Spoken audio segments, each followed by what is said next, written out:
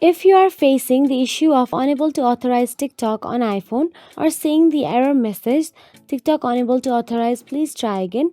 Don't worry, this is a common issue and there are several potential solutions you can try. So let's get started. Firstly, check your internet connection. A weak or unstable internet connection can sometimes prevent TikTok from authorizing correctly.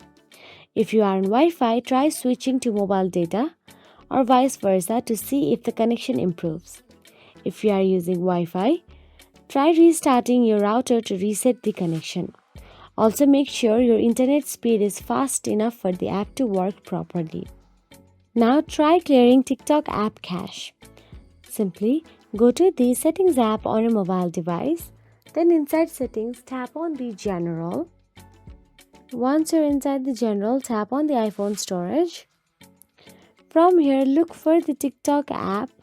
Sometimes, corrupted cache files in the TikTok app can cause authorization problems. You can clear the cache by reinstalling the app as well. So simply tap on the Offload app option available there and offload the TikTok app. Once you do so, now go back to the App Store again. Now inside App Store, search for the TikTok app and make sure you are using the latest version of TikTok, as outdated versions can cause errors. So that is it.